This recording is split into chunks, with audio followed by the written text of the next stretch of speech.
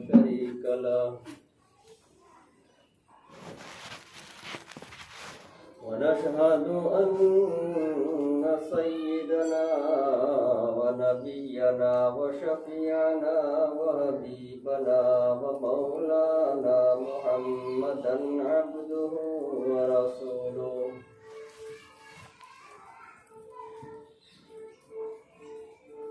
الذي أرسل بالحق بشيرا ونذيرا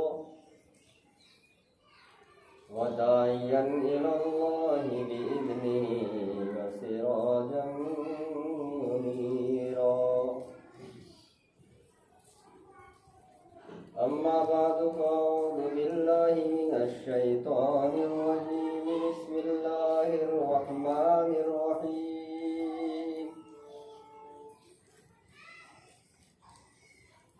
والذين جاهدوا فينا لنهدينهم سبلنا وإن الله لمع المحسنين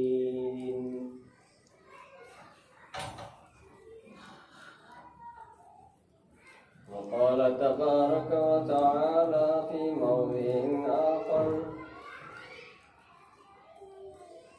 يا أيها الذين آمنوا استعينوا بالصبر والصلاة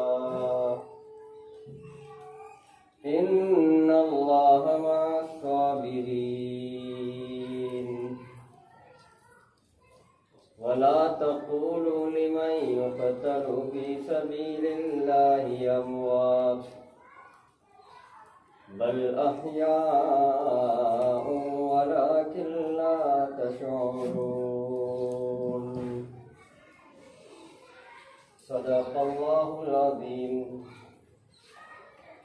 درشد پر اللہ صلی اللہ علیہ وسلم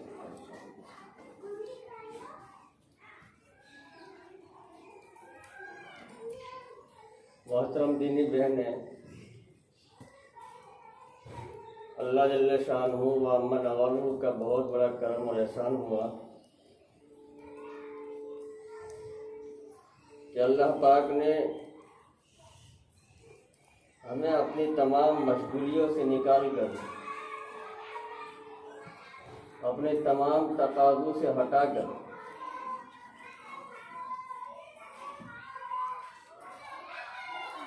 نہ جانے کس کو کس کا تقاضا ہے،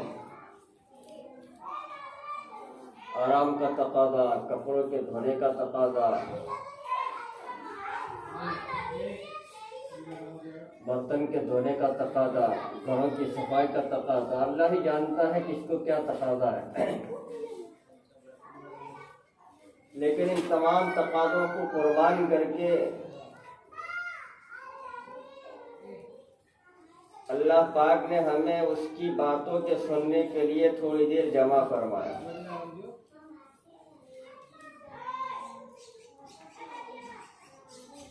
جمع تو ہم بہت سی مرتبہ ہوتے ہیں، شادیوں میں، موت میت میں،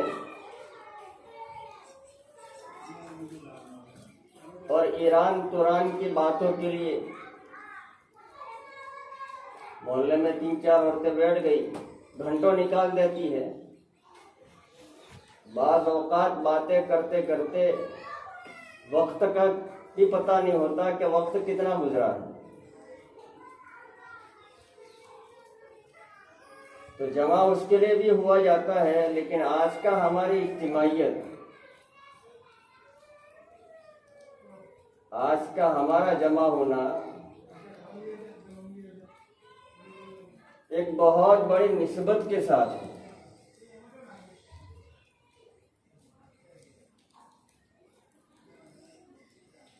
اور انسان کی منزلت اور اس کی قدر و قیمت مالک کائنات کے نزدیک نسبتوں کی بنیاد پر ہے۔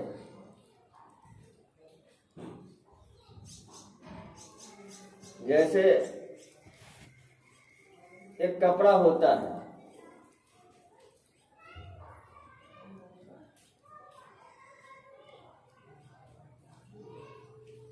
کپڑے کی کوئی حیثیت نہیں ہے،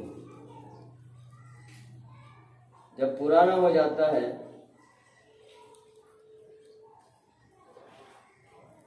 तो फिर इसकी कोई हैसियत नहीं रहती।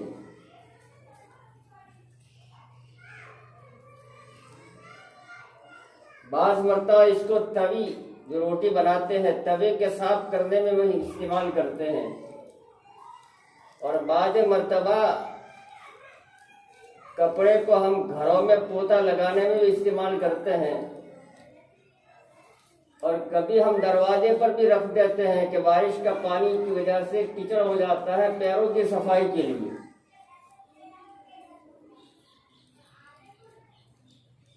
तो कपड़े की कोई कीमत नहीं है, लेकिन वही कपड़ा जिसकी कोई कीमत नहीं है,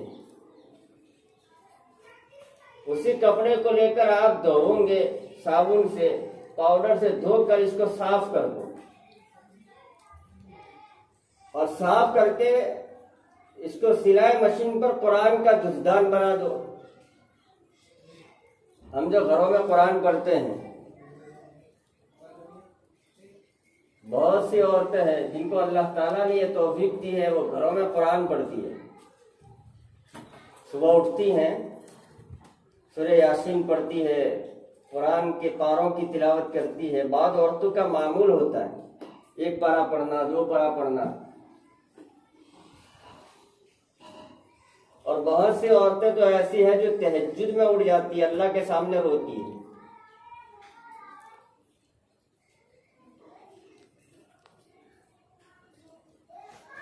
अल्लाह ने इनको तौफीक दी है, उठती है।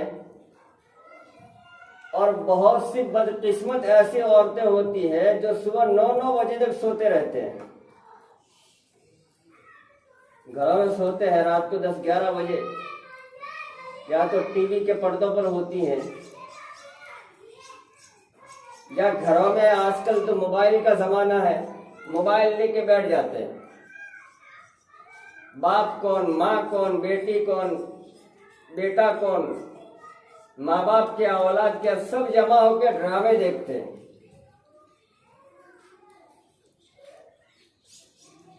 और पिक्चर देखते हैं, और न जाने क्या क्या देखते हैं। रात की तन्हाइयों में अल्लाह ही जानते हैं। ये दज्जाल का जमाना है। यहाँ इस वक्त दज्जाल अपनी शैतानियत में इस कदर कामयाब हो गया है कि इसने छोटे छोटे बच्चों की आंखों को गंदा कर दिया। जिसने घर में पर्दे में रहने वाली माँ बेटियों की आंखों को इस कदर बेहया बना दिया कि इनको इस बात का एहसास नहीं है कि हमारा फजर का वक्त ये सुहाना मोबाइल के देखने का है, या रात का अंधेरा कि जिसमें अल्लाह को याद करने का है।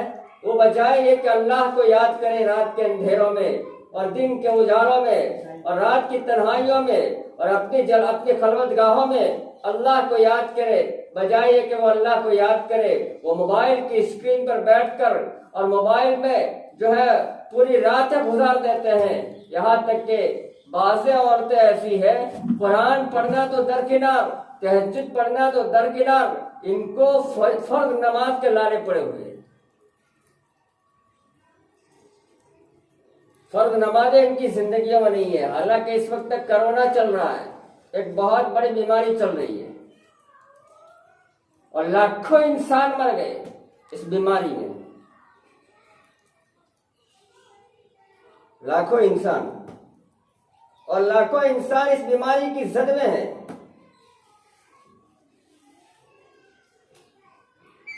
कैसे कैसे जवान, मैंने अपनी आंखों से जवानों के जनाजे देखे कि क्या हुआ कि कोरोना इनको हो गया और दुनिया से चले गए।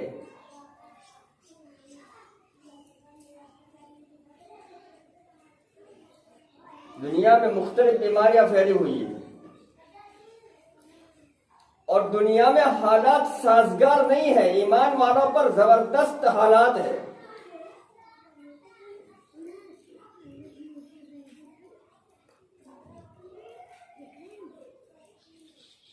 और ऐसे माहौल में अल्लाह को ज्यादा याद करने की जरूरत है।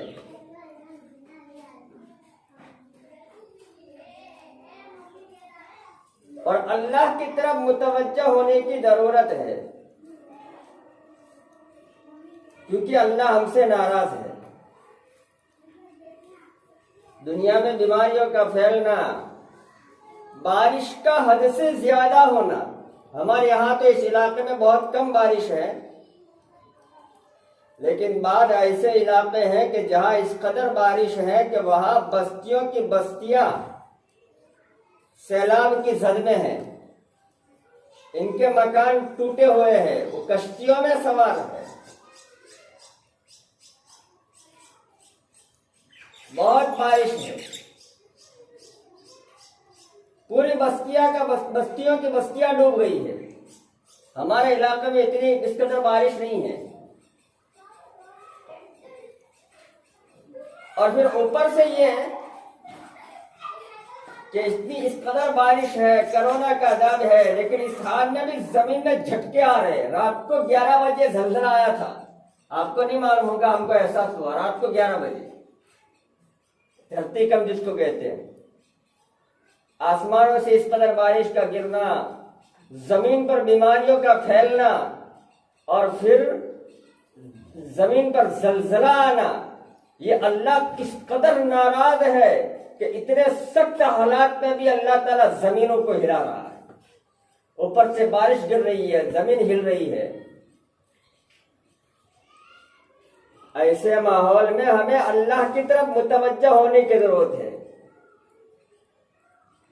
लेकिन बजाय कि हम अल्लाह की तरफ मुतवज्जह हो और ज्यादा नाफरमान बनते जाते हैं। यहां तक कि फर्ज नमाज तो किसी पर माफ नहीं है, चाहे मर्द हो चाहे औरत हो, हर आकिल बालिग पर नमाज का पंचगाना, पांचों वक्त की नमाज, जोहर, असर, मगरिब, इशा और फजर, ठीक है, इशराक न पढ़े, चाश न पढ़े, तहज्जुद न पढ़े, लेकिन ये 5 नमाजें तो हर हाल में फर्ज है। ये अल्लाह को पढ़ के दिखाना जरूरी है। हमारे पास से अगर कोई आदमी 500 रुपये ले जावे तो 500 रुपये जो ले गया वो कर्ज कहलाता है, इसका लौटाना जरूरी है। तो हमारी ये जो 5 नमाजें है वो फर्ज है। फर्ज का मतलब कर्ज है। ये अल्लाह के पास से हमने कर्ज लिया है, जिसको अल्लाह की तरफ लौटाना जरूरी है।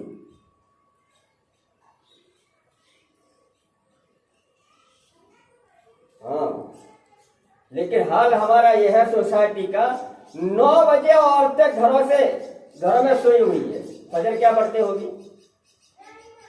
उम्मत की बात, खुशकिस्मत बंदियां, अल्लाह की सारी बंदियां, और रातों के अंधेरों में उठकर रोती है, और उनके रोने पर अल्लाह रहमतों के फैसले करते हैं। और बाद मकान ऐसे हैं कि इन घरों पे अल्लाह की ऐसी नहुसत टपकती है कि इनको तहज्जुद तो दरकिनार, फजर की फर्ज नमाज पढ़ना इनके लिए मुश्किल है। अल्लाह के सामने रो। ये शानदार ऊंचे बंगलों में रहकर अल्लाह को मत भूलो।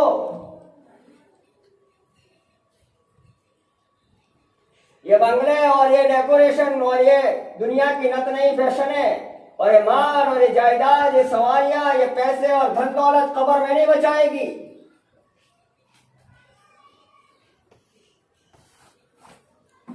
कब्र में हमारा शोहर बचाने नहीं आएगा। कब्र में हमारी करोड़ों रुपए कमाने वाली औलाद बचाने नहीं आएगी।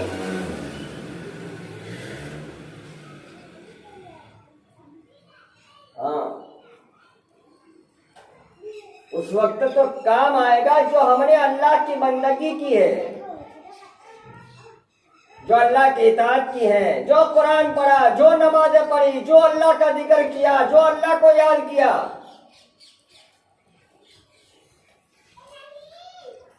वो चीजें हमें काम आएगी।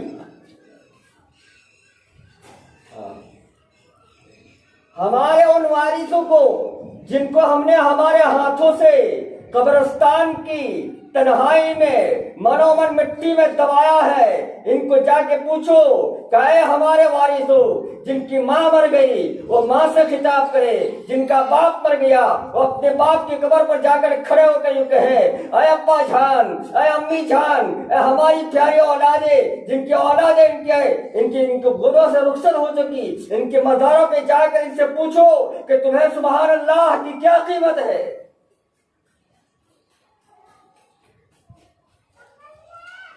आज सुभान अल्लाह पढ़ना मुश्किल है, आज ज़बानों पर अल्हम्दुलिल्लाह का पढ़ना मुश्किल है।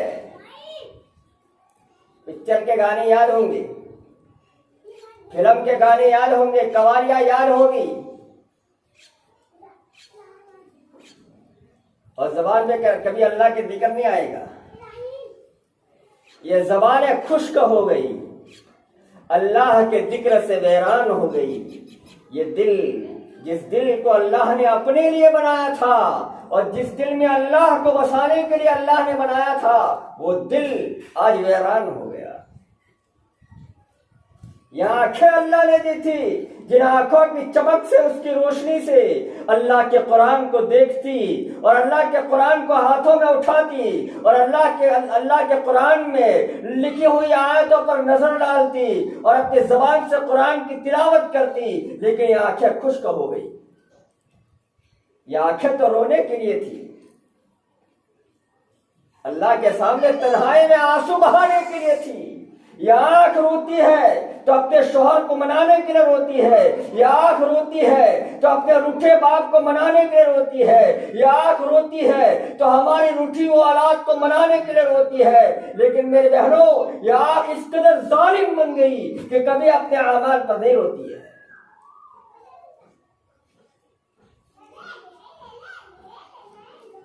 जिंदगियों से एहसास खत्म हो गए। हम समझ रहे हैं कि हमारे पास तो बहुत कुछ है, घरों के टाइल्स देखी, घरों का डेकोरेशन देखा, घरों के सोफा पलंग देखे, घरों की जो है जेबो जीरत देखी और चमक और धमक देखी, और घरों में तिजोरियों में जमा होने वाला पैसा और धन और दौलत देखी, और सोना और चांदी देखा, और घरों के शहर में खड़ी होने वाली गाड़ियां देखी। तो हम अल्लाह को इस कदर भूले कि मेरे बहनों, हमें फर्ज नमाज तक का भी एहसास नहीं है।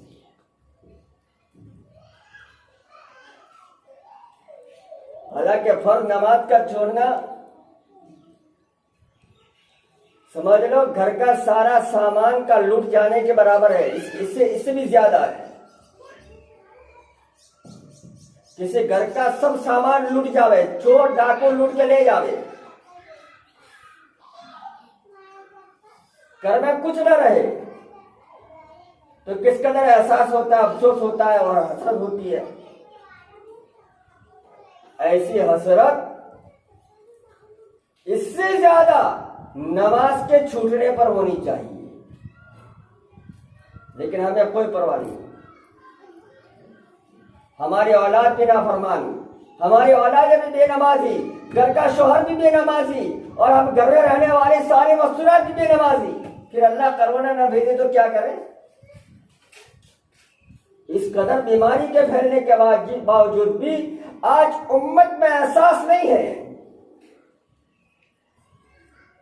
अभी मैं तकरीर कर रहा हूं, तकरीर सुन के एहसास होगा थोड़ी देर, लेकिन जैसे 10 मिनट गुजरा, 5 मिनट गुजरा, फिर अंदर ताला लग जाता है, फिर वही बदमाशियां, वही गफलत।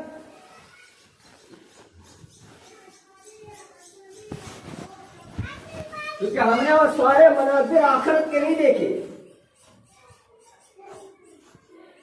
जहन्नम के आस्ते हमने नहीं देखे, जहन्नम का बिच्छू हमने नहीं देखा, कब्र का अज़ाब हमने नहीं देखा, इसलिए एहसास नहीं है।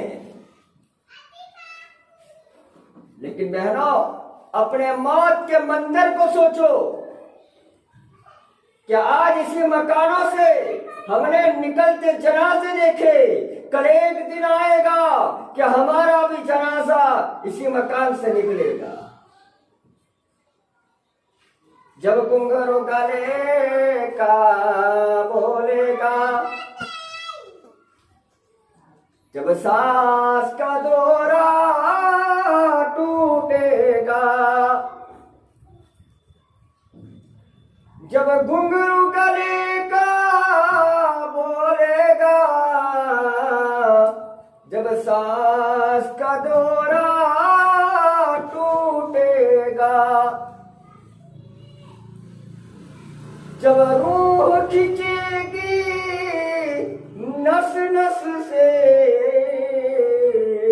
उस वक्त का आलम क्या होगा। मेरे बहनों जरा सोचो, एक दिन मरना है, जनाजे के तख्ते पे सोना है,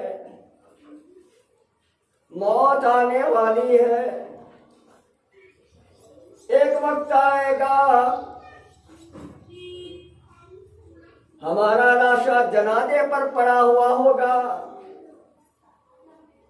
एक तरफ बाप होगा, एक तरफ मां खड़ी होगी और एक तरफ अपनी औलाद खड़ी हुई होगी। बाप भी रो रहा होगा, मां भी रो रही होगी और औलाद भी रो रही होगी।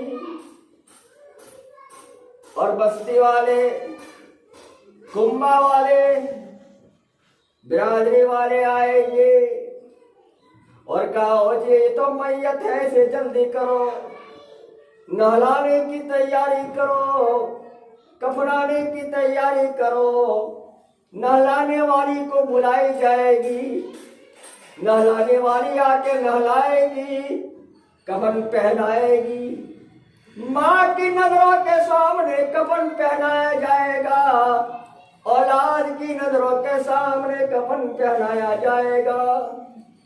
और कफन पहना कर उसे चंद कपड़ों में लपेट कर माँ अपनी रोती आंखों के साथ ये जनाजा रुखसत करेगी। बाप अपने कंधों पर उठाकर, भाई अपने कंधों पर उठाकर, अहले खाना और रिश्तेदार अपने कंधों से उठाकर शानदार मकान और बंगलों से निकालेंगे। ये खातून जो शानदार सवारियों में सवार होती थी, आज लोगों के कंधों पर सवार होकर कब्रिस्तान की वादी की तरफ जा रही है, जहां हवाओं के सनसनाहट के सिवा कुछ नहीं है और जहां रात के अंधेरे के सिवा कुछ नहीं है। कब्र के चंद फीट खड्डे में डालकर ये बाप, ये औलाद चंद जुमले कहकर के बेटी, ए माँ, ए बाप, हमने आपका कब्र तक इकराम कर लिया, लहद तक आपका साथ दे दिया, आगे आके आपके आवाज जाने। उस वक्त हमारा क्या एहसास जिंदगी में पैदा था कि यह मंजर हमारे साथ पेश आने वाला है। इन मकान और बंगलों में हमेशा रहने वाले नहीं हैं।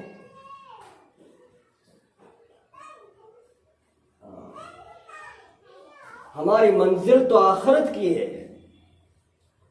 हमारी मंजिल तो खबर है। ये मकान और ये बंगले, जिन बंगलों में रहकर हम अल्लाह की नाफरमानी कर रहे हैं, ये बंगले हमेशा रहने की जगह नहीं है। हम तो मुसाफिर हैं, मुसाफिर सफर पे हम जाते हैं, कहीं अहमदाबाद, बंबई,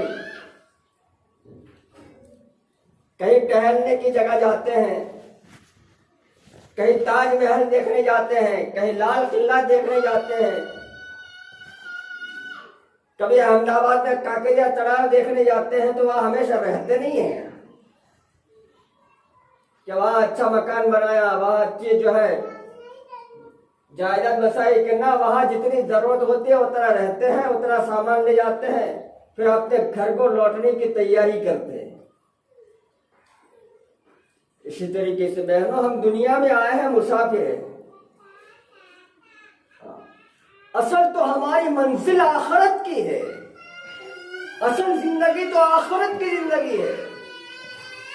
असल जिंदगी तो अल्लाह ताला ने हमारे लिए जन्नत बनाई है।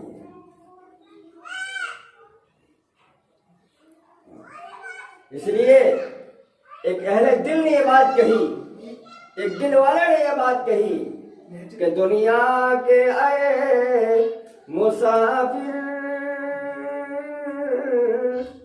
मंजिल तेरी कब्र है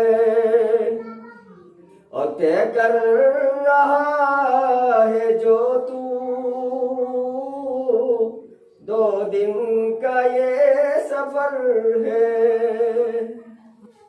हमारा ये 2 दिन का सफर है।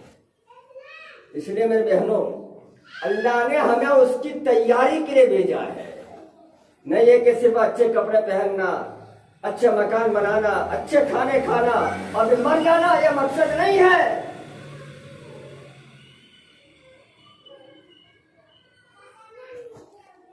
अल्लाह ने इसलिए आसमान खड़ा नहीं किया, ये जमीन अल्लाह ने इसलिए नहीं बनाई, ये चांद और सितारे इसलिए अल्लाह ने नहीं बनाए कि मौज मस्ती करके, अपने ख्वाहिशात के चौचरे पूरे करके, अपने नाजायज हवस को पूरा करके, अपनी आंखों को बेहया बनाकर, अपने जबान को बदकलाम बनाकर दुनिया से चले जाए, यह हमारा मकसद नहीं है।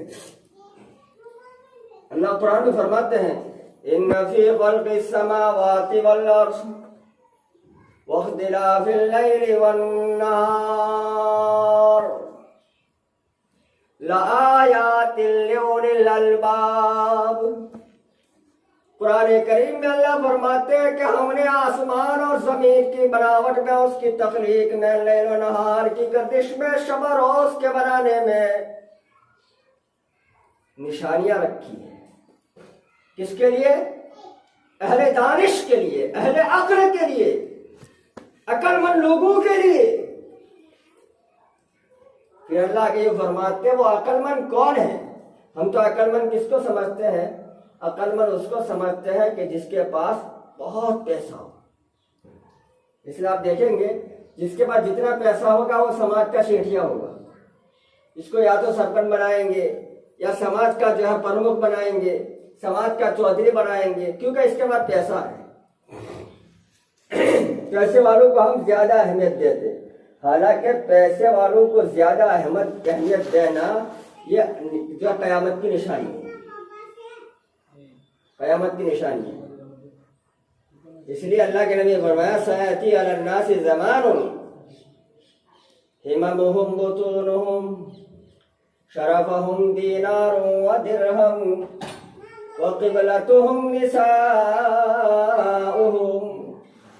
हुजूर ने फरमाया, अनकरीब एक जमाना आएगा कि जिस जमाने में इंसानियत का मकसद उसका पेट हो जाएगा। हाई पेट, हाई पेट। ऐसे आज देखो दुनिया में गरीब होगा वो भी दुनिया के लिए भागेगा, मालदार होगा वो भी भागेगा। दुनिया में औरतें भी दुनिया के पीछे भागती हैं और दुनिया के मर्द भी दुनिया के पीछे भागते हैं। यहां तक के बूढ़ा बाप भी न बारिश देखता, न मौसम सर्द देखता, न गर्मी देखता। इतनी मेहनत क्यों कमाते हो, क्यों मेहनत करते हो? हाय दुनिया, पेट पालना ये मकसद हर एक का हो जाएगा। इसलिए दुनिया का नुकसान ये इंसान को बर्दाश्त नहीं होता, और आखिरत का कितना ही नुकसान हो जाए हमें इसका एहसास नहीं होता। नमाज कभी छूटती है तो ऐसा होता है कि आज फजर की नमाज छूटी, क्या होगा, कब्र में क्या होगा, अल्लाह को क्या जवाब दूंगी। 50 की नोट गुम हो जाती है, या हाथों में पहनने वाली अंगूठी कभी गुम हो जाती है, या नाक की नथनी गुम हो जाती है, या कान की बाली गुम हो जाती है, तो इसका तो एहसास होता है, पेशानी पर बल पड़ जाते हैं, पूरे दिन इसका अफसोस रहता है और कलक रहता है। लेकिन नमाज अगर छूट जाती है तो इसका अफसोस नहीं होता, इसका अफसोस नहीं होता, क्योंकि हमें इसकी आजमत नहीं है, क्योंकि हमने इसके लिए कोई कुर्बानी और मेहनत नहीं की है।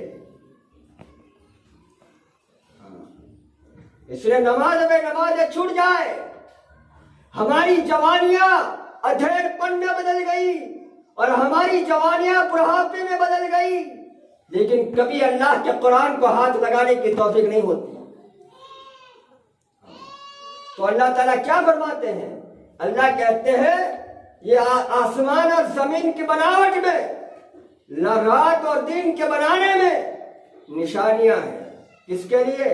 अहले दानिश के लिए, अहले अक्ल के लिए, जी हुनर लोगों के लिए, समझदार लोगों के लिए। वो समझदार कौन है? अल्लाह ताला आगे फरमाते हैं, अल्लज़ीना यज़कुरून अल्लाह जो अल्लाह को याद करते हैं, जो अल्लाह का जिक्र करते हैं, क़ियामन व क़ुऊदन व अला जुनूबिहिम व यतफक्करून फी ख़ल्क़िस समावाति वल अर्ज़ रब्बना मा ख़लक़्त हाज़ा बातिलन सुब्हानक फ़क़िना अज़ाबन नार। अल्लाह कुरान में फरमाते हैं, जमीन और आसमान की बनावट में और रात और दिन की गर्दिश में अहले दानिश के लिए निशानियां हैं, अहले अकल के लिए निशानियां हैं। और अहले अकल वो है जो अल्लाह को याद करते हैं, खड़े भी बैठे भी और अपनी ख्वाबगाहों में भी लेटे लेटे भी अल्लाह को याद करते हैं। हर हाल में अल्लाह को याद करते हैं। हमें तो हर हाल तो दरकिनार, हाल में भी अल्लाह याद नहीं आता। जैसे अभी हाल चल रहा है, कोरोना का हाल चल रहा है, जबरदस्त बीमारी चल रही है, जिसने जवान औरतों को खींच लिया कब्र की कोठरी में, जिसने जवान मर्दों को कब्र की कोठरी में खींच लिया, और जिसने बड़े बूढ़ों को कब्र की कोठरी में खींच लिया, और लाखों इंसानियत मौत के घाट उतर गई। लेकिन कोरोना के हाल में भी अल्लाह याद नहीं आते, अल्लाह याद नहीं आते। जब ऐसे माहौल में अल्लाह याद नहीं आते, तो फिर याद रखना, अगर तुम आज अल्लाह को भुला दोगे तो कल मौत के वक्त भी अल्लाह हमें भुला देगा। कुरान में अल्लाह फरमाते हैं कि तुमने हमको भुला दिया, तो आज कब्र में हमने तुमको भुला दिया, हशर में हमने तुमको भुला दिया। अल्लाह एक नजर हमारी तरफ नहीं देखेंगे। अगर हमने अल्लाह की परवाह न की तो कयामत के दिन अल्लाह हमारी परवाह नहीं करेगा। हमारा बाप बचाने नहीं आएगा, हमारी माँ बचाने नहीं आएगा। आज तो एक थोड़ा सा दर्द हो जाता है, सर में दर्द हो जाता है तो माँ खड़ी हो जाती है, बाप खड़ा हो जाता है, औलादें खड़ी हो जाती है, हमारे दवाई का इंतजाम करते हैं, डॉक्टर का इंतजाम करते हैं। लेकिन कल कब्र में हमारा हाल पूछने कोई नहीं आएगा।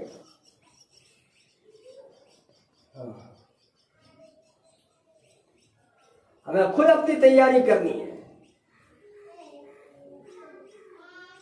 इसलिए अल्लाह ने यह मौका दिया है। इसलिए मेरे बहनों, आज की मजलिस में नियत